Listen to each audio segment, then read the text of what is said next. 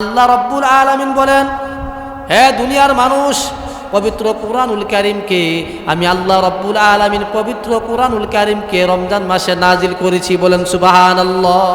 হুদাল লিন্নাস, মানুষের হেদায়েতের জন্য, মানুষের কল্যাণের জন্য আমি আল্লাহ রাব্বুল আলামিন আসমানি যত কিতাব দুনিয়াতে নাজিল হয়েছে এর মধ্যে সর্বশ্রেষ্ঠ কিতাব হলো কুরআন। বলেন সুবহানাল্লাহ।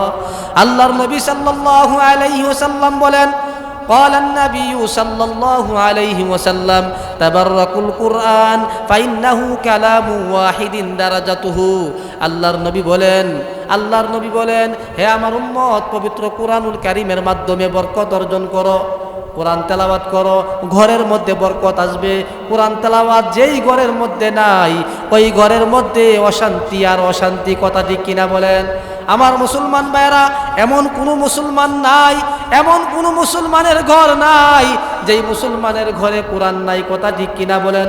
4টা 5টা কোরআন আছে কিন্তু কোরআন পড়নেওয়ালা নাই, ওই ঘরের মধ্যে কোরআনটা বড় অসহায়। কথা ঠিক কিনা বলেন?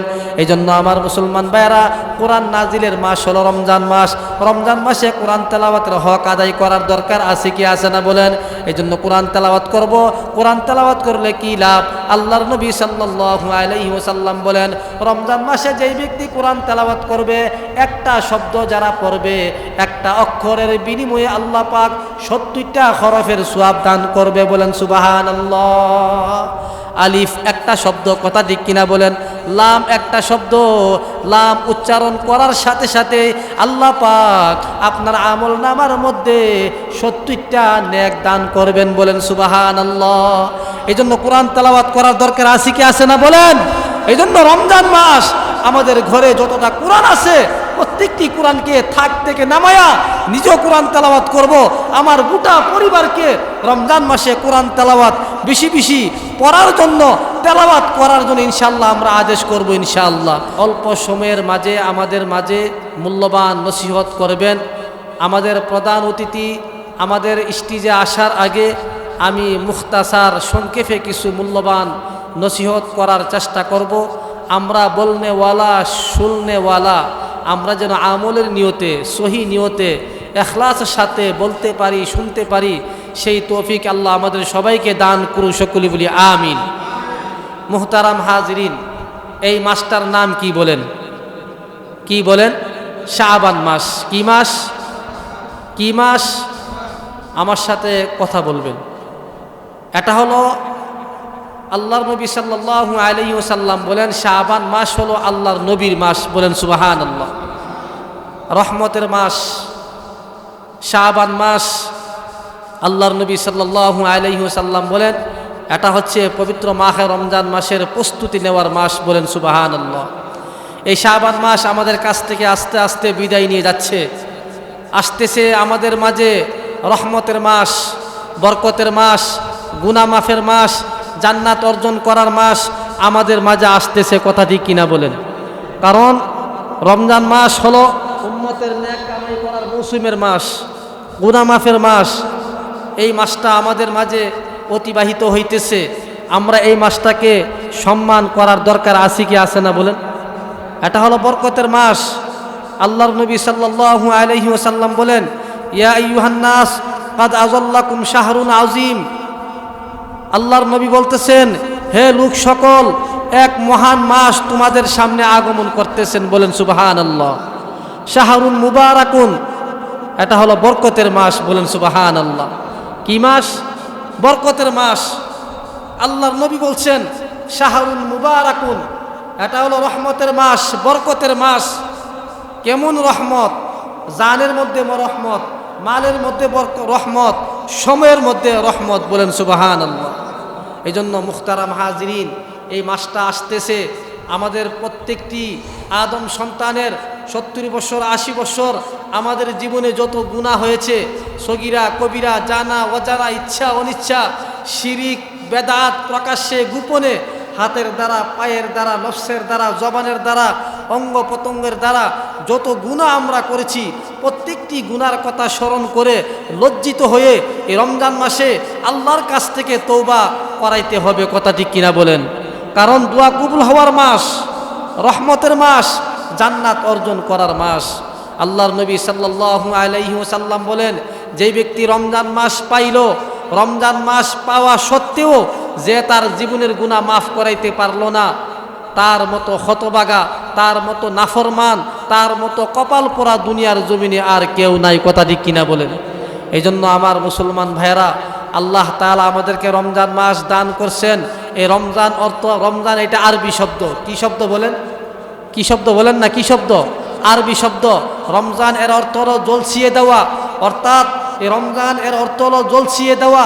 রমজান মাসে রোজার মাধ্যমে বান্দার গুনাহ, বান্দার সমস্ত গুনাহ পুরে ছাই ছাই হয়ে যাবে। বলেন সুবহানাল্লাহ। এই রোজার মাধ্যমে বান্দার সমস্ত গুনাহ আল্লাহ তাআলা মাফ করে দেয়। রোজার মাধ্যমে, রোজা রাখার পরে বান্দা আল্লাহর কাছে বেশি বেশি ইস্তেগফার, তওবা করতে হবে। কথা ঠিক কিনা বলেন? তওবার মাধ্যমে, ইস্তেগফারের মাধ্যমে আল্লাহ তাআলা আমাদের পিছনের সমস্ত গুনাহ মাফ করে দিবেন। বলেন সুবহানাল্লাহ।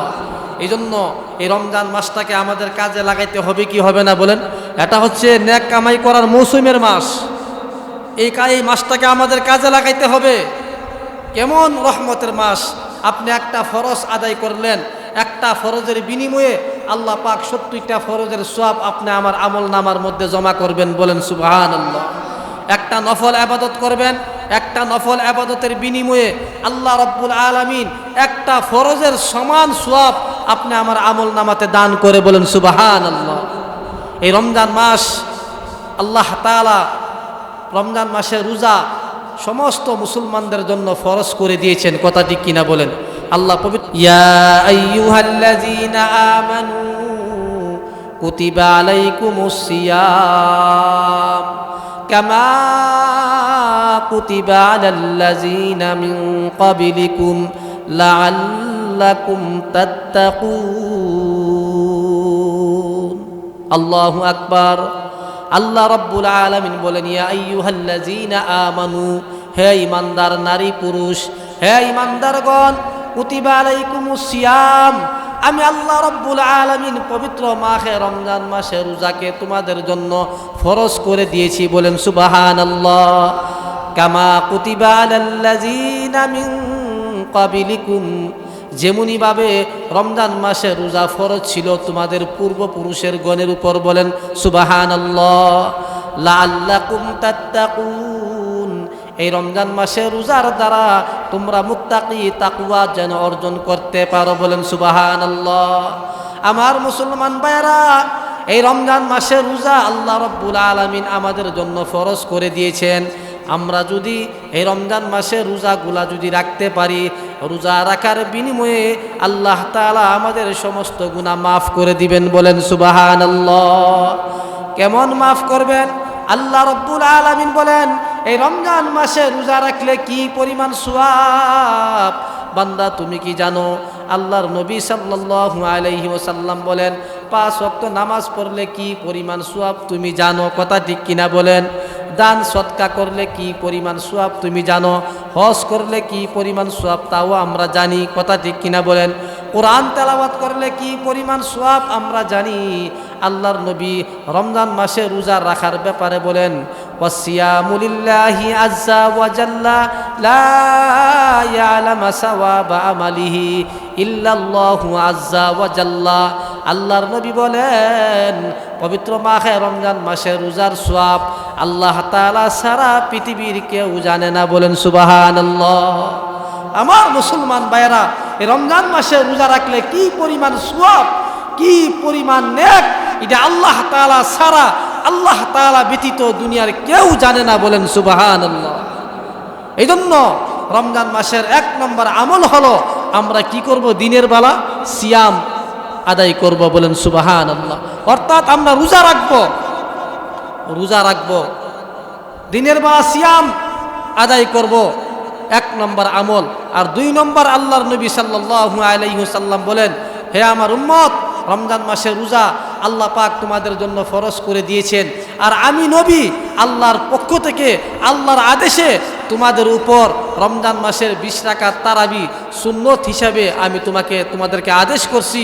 সুন্নতে মুআক্কাদা, যেই ব্যক্তি রমজান মাসে সিয়াম আদায় করার পরে যে সুন্নত আদায় করার পরে সে 20 রাকাত তারাবির নামাজ পড়লো, নফল ইবাদত করলো, জিকির করলো, কোরআন তেলাওয়াত করলো এবং কোরআন তেলাওয়াত করলো, দান সদকা করলো, অন্য অন্য ইবাদতের মাধ্যমে তার সময়টাকে অতিবাহিত করলো। আল্লাহর নবী বলেন, আমি আশা করি, আল্লাহর কাছে আশাবাদী, ফরজ ইবাদতের পাশাপাশি যত নফল ইবাদতগুলো আছে এই নফল ইবাদতের বিনিময়ে, ফরজ আমলের বিনিময়ে আল্লাহ পাক তাকে নিষ্পাপ বানিয়ে দিবেন। বলেন সুবহানাল্লাহ, নিষ্পাপ বানিয়ে দিবেন। এই জন্য আমার এলাকাবাসী, আমার মুহতারাম মুসলমান ভাইরা, এই রমজান মাসটাকে আমরা স্বাগত জানানোর দরকার। আল্লাহ তাআলার কাছে আমরা বেশি বেশি করে দোয়া করার দরকার আছে কি আছে না বলেন? এই জন্য 1 নম্বর আমল। 2 নম্বর আমল হলো দিনের বেলা সিয়াম, রাত্রেবেলা কিয়াম। কথা ঠিক কিনা বলেন? রাত্রেবেলা কিয়াম, আপনি 20 রাকাত তারাবির নামাজ পড়লেন, তারাবির নামাজের পর আপনি খানা খাইলেন, খানা খাওয়ার পরে ঘুমায়ে গেলেন, শেষ রাত্রে তাহাজ্জুদ নামাজ পড়ার জন্য যাই নামাজের সামনে দাঁড়াইয়া মালিকের সাথে একটা গভীর সম্পর্ক কায়েম করেন। বলেন সুবহানাল্লাহ। কারণ মালিকের সাথে গভীর সম্পর্ক কায়েম করার মাধ্যম হলো শেষ রাতে তাহাজ্জুদ নামাজের মাধ্যমে। কথা ঠিক কিনা বলেন? আল্লাহর নবী সাল্লাল্লাহু আলাইহি ওয়াসাল্লাম বলেন, যেই ব্যক্তি 5টা আমল করবে, 5টা আমলের বিনিময়ে আল্লাহ পাক তাকে জান্নাতের সুসংবাদ দান করবেন। বলেন সুবহানাল্লাহ। 1 নম্বর, আফসুস সালাম ওয়া আতিমুত তুআম ওয়াসিরুল আরহাম ওয়াসাল্লু বিল্লাইলি ওয়ান নাসুন নিয়াম তাদখুলুনাল জান্নাতা বিসসালাম। আল্লাহর নবী বলেন, 1 নম্বর, যে ব্যক্তি মুসলমান ভাইকে সালাম দিবে, বেশি বেশি সালামের আমল করবে, রাস্তাঘাটে গড়ে হাটে বাজারে এক ভাই আরেক ভাইকে বেশি বেশি সালাম দিবে, 1 নম্বর আমল। 2 নম্বর আমল হলো আতিমুত তুআম, যারা মানুষকে খানা খাওয়াইবে, মেহমানদারি করবে। 3 নম্বর হলো 3 নম্বর হলো ওয়াসিরুল আরহাম, আত্মীয়তার সাথে সম্পর্ক কায়েম রাখবে। 4 নম্বর হলো ওয়াসিরুল আরহাম। আল্লাহর নবী বলেন 5 নম্বর হলো যেই ব্যক্তি ওয়াসিরুল আরহাম ওয়ান্নাসুল লাইলি বিল কিয়াম, যেই ব্যক্তি শেষ রাত্রে সারা দুনিয়ার মানুষ গভীর ঘুমে বিভোর, মানুষ গভীর ঘুমে বিভোর, পশু পাখিরা ঘুমায়া রইছে, মানুষও ঘুমায়া রইছে, যে আল্লাহর বয়ে, জাহান্নামের বয়ে জান্নাতের আশা নিয়া ঠান্ডা পানির দ্বারা উযু করে তাহাজ্জুদ নামাজ পড়ার জন্য দাঁড়াইল। আল্লাহর নবী বলেন, এই 4টা আমলের মাধ্যমে আল্লাহ পাক ওই সমস্ত বান্দাদেরকে জান্নাতের সুসংবাদ দান করবেন। বলেন সুবহানাল্লাহ। এই জন্য আমার মুসলমান ভাইরা, 4 নম্বর আমল হলো রমজান মাসে আপনি তারাবির নামাজ আদায় করার পরে আপনি শেষ রাত্রে তাহাজ্জুদ নামাজ পড়া। কথা ঠিক কিনা বলেন? তাহাজ্জুদ নামাজ পড়লে কি পরিমাণ সওয়াব হাদিসের মধ্যে আসছেন। হযরত আলী থেকে বর্ণিত, আল্লাহর নবী সাল্লাল্লাহু আলাইহি ওয়াসাল্লাম বলেন, যেই ব্যক্তি তাহাজ্জুদ নামাজ পড়ার জন্য দাঁড়াইছে, আল্লাহ রাব্বুল আলামিন তার সাথে গভীর সম্পর্ক কায়েম করছেন। বলেন সুবহানাল্লাহ।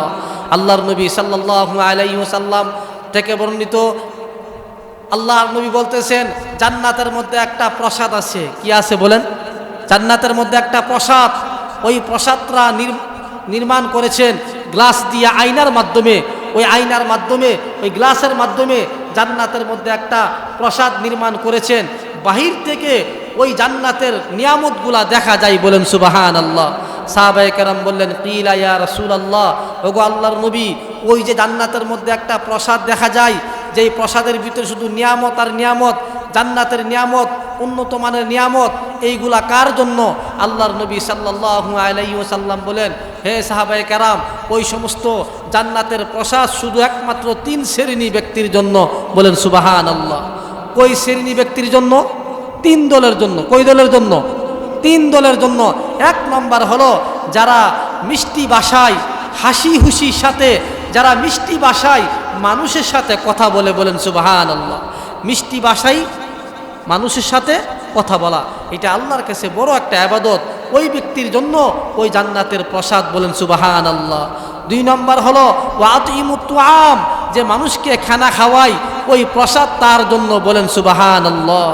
3 নম্বর হলো যেই ব্যক্তি শেষ রাত্রে মানুষ গভীর ঘুমে বিভোর, পশু পাখি ঘুমায়া রইছে, যে আল্লাহর বইয়ে জান্নাতের আশা নিয়া আল্লাহকে সন্তুষ্ট করার জন্য যেই ব্যক্তি তাহাজ্জুদ নামাজ পড়ছে,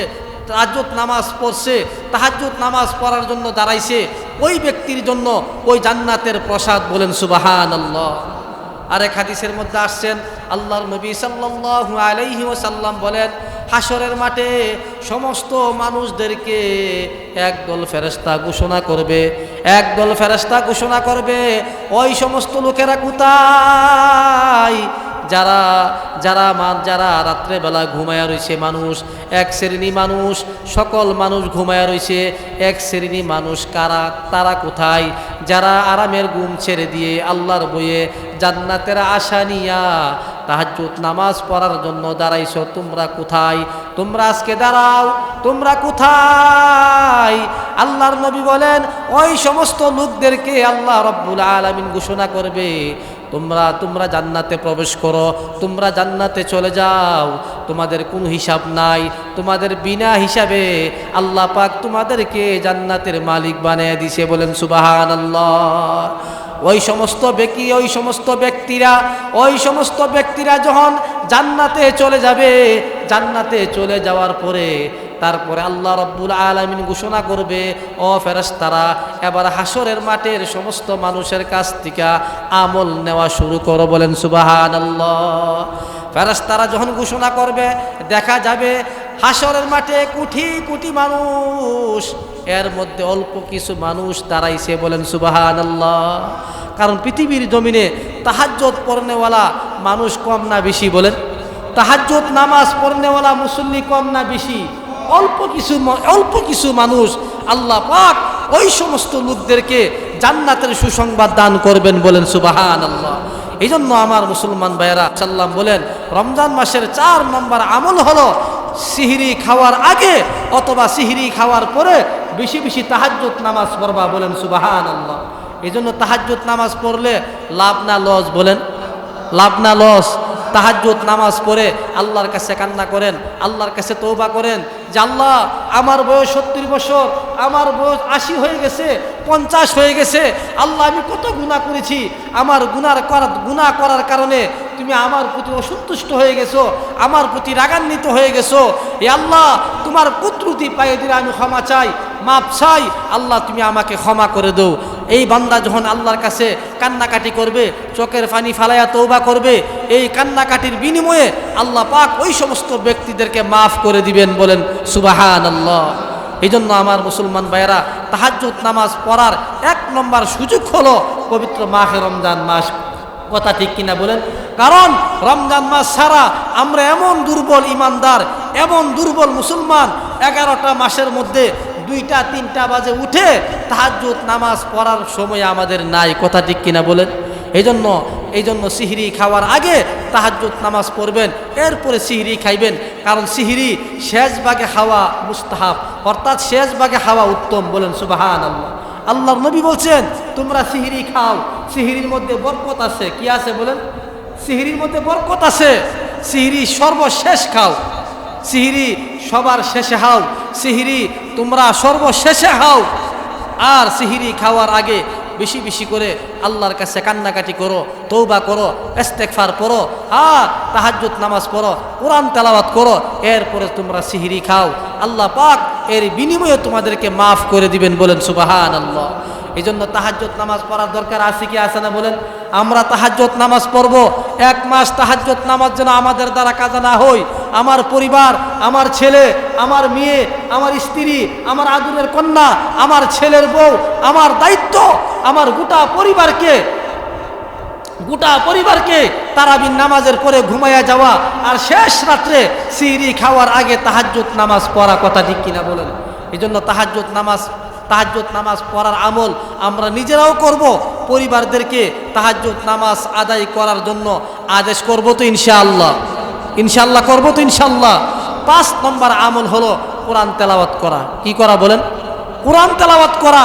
কারণ কোরআন পবিত্র মাহে রমজান মাসে নাজিল হয়েছে। বলেন সুবহানাল্লাহ। আল্লাহ পাক কোরআনের মধ্যে বলেন, শাহরু রমাদানাল্লাযী উনজিলা ফীহিল কুরআন হুদাল লিন্নাস। আল্লাহ রাব্বুল আলামিন বলেন, হে দুনিয়ার মানুষ, পবিত্র কুরআনুল কারীমকে আমি আল্লাহ রাব্বুল আলামিন পবিত্র কুরআনুল কারীমকে রমজান মাসে নাজিল করেছি। বলেন সুবহানাল্লাহ। হুদাল লিন্নাস, মানুষের হেদায়েতের জন্য, মানুষের কল্যাণের জন্য আমি আল্লাহ রাব্বুল আলামিন আসমানি যত কিতাব দুনিয়াতে নাজিল হয়েছে এর মধ্যে সর্বশ্রেষ্ঠ কিতাব হলো কুরআন। বলেন সুবহানাল্লাহ। আল্লাহর নবী সাল্লাল্লাহু আলাইহি ওয়াসাল্লাম বলেন, قال النبي صلى الله عليه وسلم تبركوا القرآن فإنه كلام واحد درجته। আল্লাহর নবী বলেন, হে আমার উম্মত, পবিত্র কুরআনুল কারীমের মাধ্যমে বরকত অর্জন করো, কোরআন তেলাওয়াত করো, ঘরের মধ্যে বরকত আসবে। কোরআন তেলাওয়াত যেই ঘরের মধ্যে নাই ওই ঘরের মধ্যে অশান্তি আর অশান্তি। কথা ঠিক কিনা বলেন? আমার মুসলমান ভাইরা, এমন কোনো মুসলমান নাই, এমন কোনো মুসলমানের ঘর নাই যেই মুসলমানের ঘরে কোরআন নাই। কথা ঠিক কিনা বলেন? 4টা 5টা কোরআন আছে কিন্তু কোরআন পড়নেওয়ালা নাই, ওই ঘরের মধ্যে কোরআনটা বড় অসহায়। কথা ঠিক কিনা বলেন? এই জন্য আমার মুসলমান ভাইরা, কোরআন নাজিলের মাস হলো রমজান মাস। রমজান মাসে কোরআন তেলাওয়াতের হক আদায় করার দরকার আছে কি আছে না বলেন? এই জন্য কোরআন তেলাওয়াত করব। কোরআন তেলাওয়াত করলে কি লাভ? আল্লাহর নবী সাল্লাল্লাহু আলাইহি ওয়াসাল্লাম বলেন, রমজান মাসে যেই ব্যক্তি কোরআন তেলাওয়াত করবে, একটা শব্দ যারা পড়বে, একটা অক্ষরের বিনিময়ে আল্লাহ পাক 70টা হরফের সওয়াব দান করবে। বলেন সুবহানাল্লাহ। আলিফ একটা শব্দ। কথা ঠিক কিনা বলেন? লাম একটা শব্দ। লাম উচ্চারণ করার সাথে সাথে আল্লাহ পাক আপনার আমল নামার মধ্যে 70টা নেক দান করবেন। বলেন সুবহানাল্লাহ। এই জন্য কোরআন তেলাওয়াত করার দরকার আছে কি আছে না বলেন? এই জন্য রমজান মাস আমাদের ঘরে যতটা কোরআন আছে প্রত্যেকটি কোরআনকে থাক থেকে নামায়া নিজেও কোরআন তেলাওয়াত করব। আমার গোটা পরিবারকে রমজান মাসে কোরআন তেলাওয়াত বেশি বেশি পড়ার জন্য, তেলাওয়াত করার জন্য ইনশাআল্লাহ আমরা আদেশ করব। ইনশাআল্লাহ রাজি আছি তো? ইনশাআল্লাহ। কারণ কোরআনের মাস, কোরআন নাজিলের মাস, কোরআনের হক আদায় করার দরকার আছে কি আছে না বলেন? এই জন্য কোরআন তেলাওয়াত বেশি বেশি করবেন এবং চেষ্টা করবেন এই 30 রমজানের মধ্যে রহমতের 10 দিন আমি পুরা 30 পারা কোরআন খতম করব। মাগফিরাতের 10 দিন আমি দ্বিতীয় খতম আদায় করব। নাজাতের শেষ 10 দিন আমি ইনশাআল্লাহ পুরা 3 নম্বর খতম আদায় করব। বলেন সুবহানাল্লাহ। আমরা যদি চেষ্টা করি পুরা 30টা রমজান, 30টা রোজার মধ্যে, 30 দিনের মধ্যে আমরা কি পারবো না? 3টা খতম আদায় করতে? যদি আমাদের দ্বারা সম্ভব না হয় 2টা খতম, এরপরও যদি আমাদের দ্বারা সম্ভব না হয় কমপক্ষে আমাদের 1 নম্বর টার্গেট থাকতে হবে, এই রমজান মাসে 1 খতম পুরা 30 পারা কোরআন আমি খতম আদায় করব ইনশাআল্লাহ। মন থাকবো তো ইনশাআল্লাহ? কোরআন তেলাওয়াত করবেন তো ইনশাআল্লাহ? কোরআন তেলাওয়াত বেশি বেশি করবেন। দুনিয়ার ফাহশা কথা না বলে, গীবত না করে, গুনার পরিবেশে না যাইয়া বেশি বেশি নেক আমলের পরিবেশে থাকবেন। মসজিদে সময় কাটাইবেন, ঘরের মধ্যে রমজান মাসে নেক আমলের পরিবেশ কায়েম করবেন। রমজান মাসের নেক আমলের পরিবেশ কায়েম করবেন। রমজান মাস আসার আগে আগে একটা মেসওয়াক কিনেন, আতর কিনেন, পাঞ্জাবি সুন্নতি লেবাস কিনেন, এরপরে 5 ওয়াক্ত নামাজ পড়বেন, এরপরে কোরআন তেলাওয়াত করবেন, জিকির করবেন। সর্ব অবস্থায় আমরা নেক আমলের পরিবেশে যদি আমরা থাকি তাহলে আমাদের জন্য রমজান মঙ্গলজনক, রমজান আমাদের জন্য কামিয়াবি। কথা ঠিক কিনা বলেন? এই জন্য 6 নম্বর 5 নম্বর আমল হলো বেশি বেশি কোরআন তেলাওয়াত করব তো ইনশাআল্লাহ। কোরআনের ফজিলত সম্পর্কে যদি আলোচনা করি ঘন্টার ঘন্টা সময় লাগবে। কোরআন তেলাওয়াত করলে কি পরিমাণ সওয়াব আল্লাহর নবী এক হাদিসের মধ্যে বলছেন, ইয়া আবা হুরাইরাতা তাআল্লিমাল কুরআন ওয়া আল্লিমাহুন নাস। অনেক লম্বা হাদিস। আল্লাহর নবী সাল্লাল্লাহু আলাইহি ওয়াসাল্লাম বলেন এই হাদিসের মধ্যে, হে আবু হুরাইরা, কোরআন পড়ো এবং মানুষকে কোরআন শিক্ষা দাও। বলেন সুবহানাল্লাহ। যারা কোরআন পড়ে এবং যারা কোরআন শিক্ষা দেয় সে এই আমল তুমি মৃত্যু পর্যন্ত করতে থাকো। যেদিন তুমি দুনিয়ার জমিন থেকে চলে যাইবা, তুমি দুনিয়ার থেকে যাওয়ার পরে তোমার কবর জিয়ারত করার জন্য প্রতিদিন আসমান থেকে ফেরেশতা জমিনে আইসা তোমার কবর জিয়ারত করবে। বলেন সুবহানাল্লাহ। কোরআন তেলাওয়াত করলে কি লাভ দেখেন। কোরআনের সাথে আমাদের কোনো সম্পর্ক নাই, কোরআনের সাথে আমাদের কোনো ভালোবাসা নাই, কোরআনের সাথে আমাদের কোনো আন্তরিকতা নাই। কথা ঠিক কিনা বলেন? 6 নম্বর আমল, বেশি বেশি আমরা তাসবিহ আদায় করব। কি বলেন? কি আদায় করব? তাসবিহ আদায় করব। সুবহানাল্লাহ, আলহামদুলিল্লাহ, আল্লাহু আকবার, লা ইলাহা ইল্লাল্লাহ। জিকির করলে কি লাভ না লস বলেন? কেমন লাভ? তিরমিজি শরীফের হাদিস, আল্লাহর নবী সাল্লাল্লাহু আলাইহি ওয়াসাল্লাম বলেন, মান ক্বালা সুবহানাল্লাহি ওয়া বিহামদিহি গুরিসাত লাহু নাখলাতুন ফিল জান্নাহ। আল্লাহর নবী সাল্লাল্লাহু আলাইহি ওয়াসাল্লাম বলেন, মান ক্বালা সুবহানাল্লাহ ওয়া বিহামদিহি গুরিসাত লাহু নাখলাতুন ফিল জান্নাহ। আমার নবী বলেন, হে দুনিয়ার উম্মত, যে আমার উম্মত একবার সুবহানাল্লাহ পড়ে, একবার সুবহানাল্লাহ যারা একবার পাঠ করে ইখলাসের সাথে সহি নিয়তে আল্লাহকে সন্তুষ্ট করার জন্য, আমার উম্মত যে ব্যক্তি একবার সুবহানাল্লাহ পাঠ করে, একবার সুবহানাল্লাহ পাঠ করার সাথে সাথে গুরিসাত লাহু নাখলাতুন ফিল জান্নাহ, তোমার জন্য জান্নাতের মধ্যে একটা গাছের চারা লাগানো হয়ে যায়। বলেন সুবহানাল্লাহ, আল্লাহু আকবার। আল্লাহর নবী বলেন, গুরিসাত লাহু নাখলাতুন ফিল জান্নাহ। যে উম্মত একবার সুবহানাল্লাহ পড়লো, একবার সুবহানাল্লাহ পড়ার সাথে সাথে গুরিসাত লাহু নাখলাতুন ফিল জান্নাহ, তার জন্য জান্নাতের মধ্যে একটা গাছ লাগানো হয়ে যায়। বলেন সুবহানাল্লাহ। আর ওই গাছটা কত বড় হবে? হাদিসের মধ্যে আসছেন, বুখারী শরীফের হাদিসে, ক্বালান নাবিয়্যু সাল্লাল্লাহু আলাইহি ওয়াসাল্লাম, ইন্না ফিল জান্নাতি লাশাজারাতা ইয়াসিরু রাকিবুন ফি জিল্লিহা মিয়াতা আমিন লা ইয়াকতাউহা। আল্লাহর নবী সাল্লাল্লাহু আলাইহি ওয়াসাল্লাম বলেন, জান্নাতের মধ্যে এমন একটি বৃক্ষ আছে, যেই ব্যক্তি একবার সুবহানাল্লাহ পাঠ করবে, জান্নাতের মধ্যে তার জন্য একটা গাছ লাগানো হয়ে যায়। বলেন সুবহানাল্লাহ। ওই গাছের ছায়ার নিচে দিয়া যদি ওই জান্নাতি ঘোড়া 1 বছর ওই গাছের ছায়া দিয়া যদি দৌড়ায়, 1 বছর ঘোড়াটা দৌড়াইবার পরেও ওই গাছের ছায়া অতিক্রম করতে পারবে না। বলেন সুবহানাল্লাহ। আমার মুসলমান ভাইয়েরা, এই হাদিসের দ্বারা বোঝা গেল জান্নাতের মধ্যে আপনার জন্য যেই গাছটা লাগানো হয়েছে, ওই গাছটা কত বড় হবে। বলেন সুবহানাল্লাহ।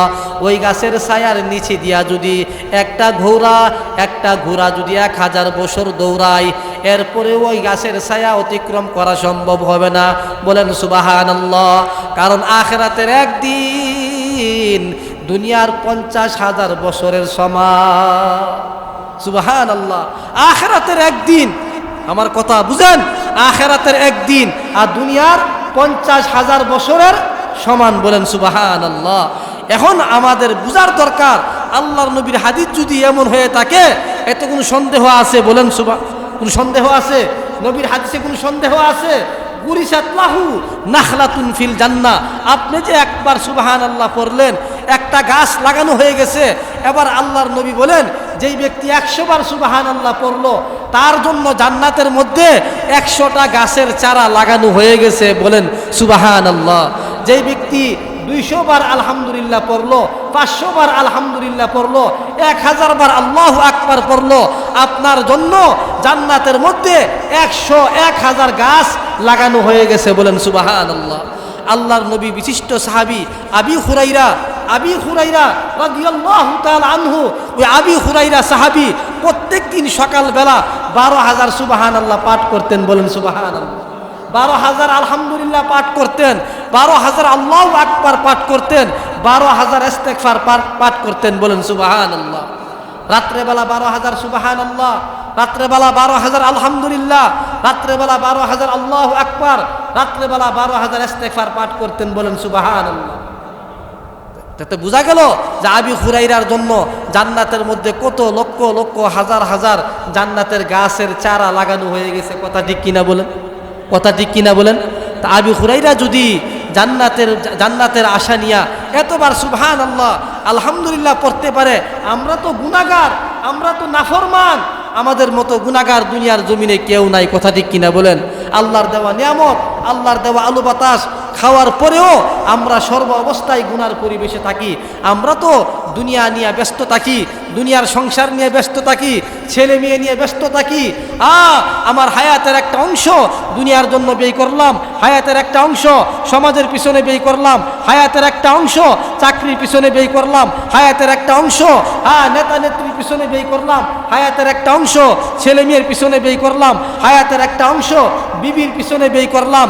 আল্লাহর দেওয়া হায়াত, আল্লাহর দেওয়া হায়াত, হায়াতের একটা অংশ আল্লাহর জন্য আখিরাতের জন্য ব্যয় করলাম না। কথা ঠিক কিনা বলুন? আল্লাহর দেওয়া হায়াত, আল্লাহর দেওয়া সময়, আমার হায়াতের একটা অংশ আল্লাহর জন্য ব্যয় করার সময় আজকে আমাদের হয় না। কথা ঠিক কিনা বলেন? এই জন্য সুবহানাল্লাহ, আলহামদুলিল্লাহ, আল্লাহু আকবার, লা ইলাহা ইল্লাল্লাহ এইগুলা বললে লাভ না লস? বলেন বলেন কেমন লাভ? আল্লাহর নবী সাল্লাল্লাহু আলাইহি ওয়াসাল্লাম আরেক হাদিসের মধ্যে বলেন, যে ব্যক্তি রমজানের বাহিরে একবার সুবহানাল্লাহ পড়লো, একবার সুবহানাল্লাহ পড়লে একটা সওয়াব দেওয়া হয়। আর রমজান মাসে যে ব্যক্তি একবার সুবহানাল্লাহ পড়বে, একবার সুবহানাল্লাহ পড়ার দ্বারা তার আমল নামার মধ্যে 1000 সুবহানাল্লাহ পড়ার সওয়াব দান করে। বলেন সুবহান। যে ব্যক্তি বেশি বেশি আল্লাহর নবীর উপর দুরূদ পাঠ করবে, জান্নাত তার জন্য অপেক্ষা করতেছে। বলেন সুবহানাল্লাহ। এই জন্য আমার মুসলমান ভাইয়েরা, এই 4টা আমল যদি আমরা করতে পারি, জান্নাত আমার জন্য অপেক্ষা। বলেন সুবহানাল্লাহ। 1 নম্বর তালিয়াল কুরআন, 2 নম্বর হাফিজুল লিসান, আমাদের জবানটাকে হেফাজত রাখবো ইনশাআল্লাহ। রমজান মাসে গীবত করব না। হাদিসের মধ্যে আসছেন, যে ব্যক্তি সারাদিন রোজা রাইখা যে মানুষের গীবত করলো, শিকায়েত করলো, আল্লাহর নবী বলেন তুমি সারাদিন রোজা রাখার কোনো অর্থ নাই। সারাদিন রোজা রাইখা গীবত করলে এই রোজার কোনো অর্থ আছে? আপনি সারাদিন রোজা রাখলেন, এই রোজা আসমান পর্যন্ত পৌঁছবে না, আসমান পর্যন্ত পৌঁছবে না। আল্লাহর কাছে এই রোজা গ্রহণযোগ্য না। রোজা এমন একটি ইবাদত, আল্লাহর নবী সাল্লাল্লাহু আলাইহি ওয়াসাল্লাম বলেন, যারা রোজা রাখে তার আনন্দ 2টা। রোজাওয়ালা ব্যক্তির আনন্দ কয়টা বলেন?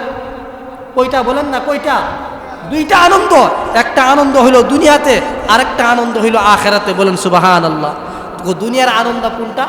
একটা মানুষ সারাদিন রোজা রাখার পরে, সে ভালো খাক খারাপ খাক, সারাদিন রোজা রাখার পরে গরিব হোক ধনী হোক, যে যেই পরিবেশেই থাকুক না কেন, যে যেই পরিবেশেই বসবাস করুক না কেন, সারাদিন রোজা রাখার পরে বান্দার চোখের সামনে যখন একটা খেজুর আসে, 1 গ্লাস পানি আসে, বিভিন্ন আইটেমের ইফতারি আসে, ওই রোজাওয়ালা ব্যক্তির মনের মধ্যে একটা আনন্দ আসে কি আসে না বলেন? যে মসজিদের মাইকে এলান হবে, আল্লাহর হুকুম হবে, আল্লাহর হুকুম হওয়ার সাথে সাথে আমি ঠান্ডা পানির দ্বারা ইফতার করব, আমার আত্মাকে নিবারণ করব। কত শান্তি ওই রোজাওয়ালা ব্যক্তির। সারাদিন মনের মধ্যে যে একটা কষ্ট, রোজা রাইখা তো কথা বলতেও মনে চাই না, কাজ করতেও মনে চাই না, ঠোঁট শুকায় থাকে। কথা ঠিক কিনা বলেন? যখন ইফতারের সময় ওই রোজাওয়ালা ব্যক্তির মনের মধ্যে একটা আনন্দ আসে কি আসে না বলেন? আসে কি আসে না বলেন? এটা হলো দুনিয়ার আনন্দ। আর যখন ইফতারটা সামনে নে, তখন আমরা দোয়া পড়িনি? কি দোয়া পড়ি? আল্লাহুম্মা লাকা সুমতু আলা রিজকিকা আফতারতু, আল্লাহুম্মা লাকা সুমতু, হে আল্লাহ আমি তো আপনার জন্যই রোজা রাখছি। বলেন সুবহানাল্লাহ। কার জন্য রোজা রাখছি বলেন? আল্লাহর জন্য রোজা রাখছি। আল্লাহুম্মা লাকা সুমতু, আল্লাহ আমি তো আপনাকে সন্তুষ্ট করার জন্য, আপনাকে রাজি আর খুশি করার জন্য আমি রোজা রাখছি, দুনিয়ার কাউকে দেখানোর জন্য না। কারণ সমস্ত মানুষ কিছু না কিছু ইবাদত করে মানুষকে দেখানোর জন্য, কিন্তু একটা মানুষকে দেখাইবার জন্য কোনোদিন তার আত্মাকে কষ্ট দিবে না। একমাত্র জান্নাতের আশা নিয়া, জাহান্নামের ভয়ে আল্লাহকে সন্তুষ্ট করার জন্য বান্দা 12 ঘন্টা 13 ঘন্টা না খাইয়া রোজা রাখে। কথা ঠিক কিনা বলেন? বান্দা ইচ্ছা করলে দরজা লাগাইয়া পানি খাইতে পারতো। কথা ঠিক কিনা বলেন? দরজা লাগাইয়া খানা খাইতে পারতো, কিন্তু আল্লাহর বয়ে পানি থাকা সত্ত্বেও পানি পান করে না। কথা ঠিক কিনা বলেন? ইফতারের সময় বাকি আছে 10 মিনিট, ইচ্ছা করলে বান্দার চোখের সামনে শরবত আছে, ঠান্ডা পানি আছে, তারপরও খাই না। কথা ঠিক কিনা বলেন? আল্লাহ বলেন, ও ফেরেশতা তোমরা দেখো আমার বান্দা, তার চোখের সামনে কত খানা, কত সুস্বাদু খানা, খেজুর, কলা, ফল, ফ্রুট, ঠান্ডা পানি, শরবত, কত সুস্বাদু উন্নত মানের খানা থাকা সত্ত্বেও আমার ভয়ে ওই ঠান্ডা পানিগুলা তার মুখে নিতেছে না। বলেন সুবহানাল্লাহ। আমি যখন হুকুম করব, আমি যখন আদেশ করব, আমার হুকুম হওয়ার সাথে সাথে বান্দা এই দোয়া পড়া ইফতার করবে। আল্লাহুম্মা লাকা সুমতু আয় আল্লাহ আমি তো আপনার জন্যই রোজা রাখছি, আপনাকে সন্তুষ্ট করার জন্য আমি রোজা রাখছি। আলা রিজকিকা আফতারতু, আপনার দেওয়া রিজিকের মাধ্যমেই আমি ইফতার করতেছি। বলেন সুবহানাল্লাহ। এই পানি শরবত আল্লাহর দেওয়া রিজিক না? কথা ঠিক কিনা বলে? কার দেওয়া রিজিক? আল্লাহর দেওয়া রিজিক দ্বারাই তো আমরা ইফতার করি। কথা ঠিক কিনা বলেন? আপনি যাই খান এটা আল্লাহর পক্ষ থেকে আল্লাহর দেওয়া রিজিক। এই জন্য বলেন আল্লাহুম্মা লাকা সুমতু আলা রিজকিকা আফতারতু, হে আল্লাহ আমি তো আপনার জন্যই রোজা রাখছি এবং আপনার দেওয়া রিজিকের মাধ্যমেই আমি ইফতার করতেছি। বলেন সুবহানাল্লাহ। এটা হলো রোজাওয়ালা ব্যক্তির দুনিয়ার আনন্দটা।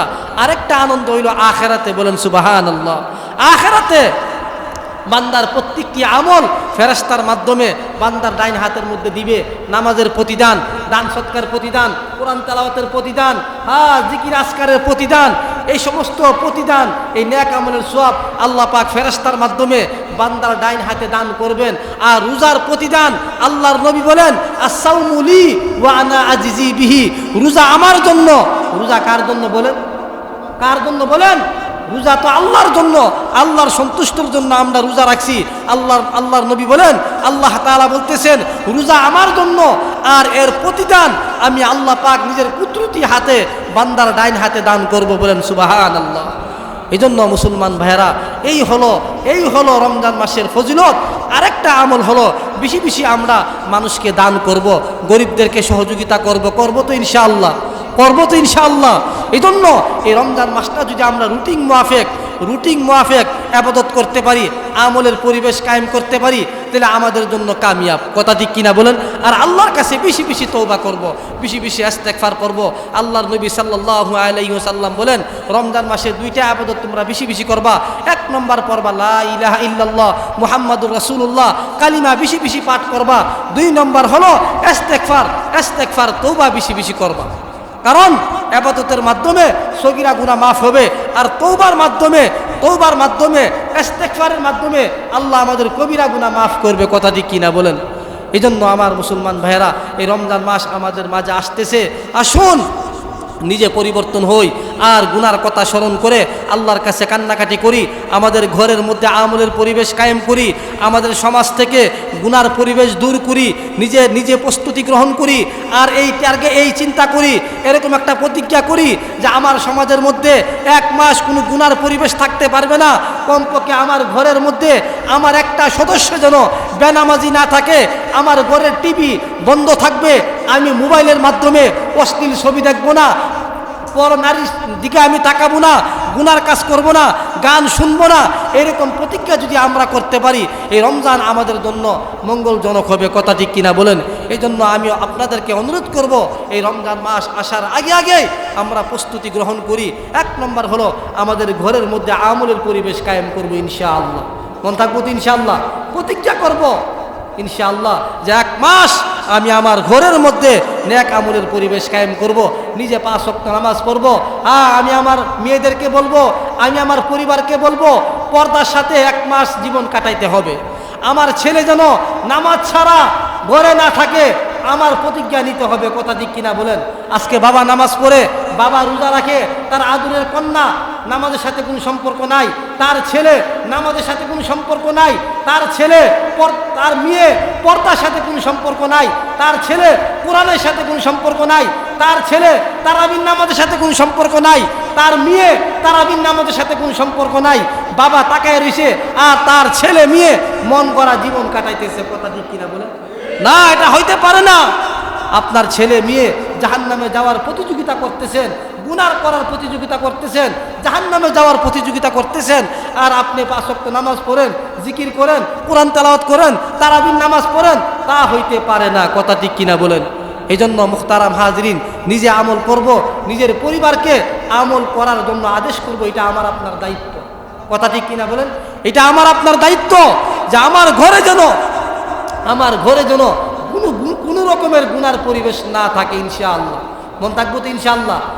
আর বেশি বেশি আল্লাহর কাছে ইস্তেগফার করবেন, তওবা করবেন, দান সদকা করবেন, কোরআন তেলাওয়াত করবেন, আর আল্লাহর কাছে আমরা বেশি বেশি কান্নাকাটি করবো ইনশাআল্লাহ। মন থাকবো তো ইনশাআল্লাহ? এইভাবে যদি আমরা রমজান মাসে ইবাদত বন্দেগী করতে পারি, তাইলে আল্লাহ তাআলা এই রমজান মাসের ইবাদতের উসিলা আল্লাহ আমাদের সগীরা গুনাহ কবিরা গুনাহ মাফ করে আমাদেরকে নিষ্পাপ বানিয়ে দিবে। বলেন সুবহানাল্লাহ। এজন্য আমরা নিষ্পাপ হইতে চাই তো ইনশাআল্লাহ, চাই তো ইনশাআল্লাহ। এই জন্য প্রতিজ্ঞা করেন যে হুজুর জীবনে আর রমজান মাস আমাদের জন্য, আগামী বছর রমজান মাস আমাদের হায়াত আছে কি আছে না আমাদের জানা নাই, এরকম একটা মনোভাব নিতে হবে যে আমার জীবনের শেষ রমজান। কথা ঠিক কিনা বলেন?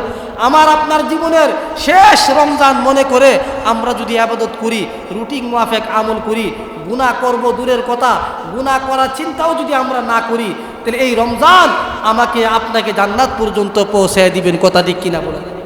রমজান সুপারিশ করবে, রোজা সুপারিশ করবে, কোরআন সুপারিশ করবে। রোজা আল্লাহর কাছে বলবে, আল্লাহ তোমার বান্দা সে ইচ্ছা করলে গোপনে খাইতে পারতো, তোমার বইয়ে সে কিছু পান করে নাই, আল্লাহ আমি রোজা তোমার পক্ষে তার জন্য সুপারিশ করতেছি, আমার সুপারিশ তুমি কবুল করো। আল্লাহ বলবেন, হে রোজা তোমার সুপারিশ আমি কবুল করলাম। বলেন সুবহানাল্লাহ।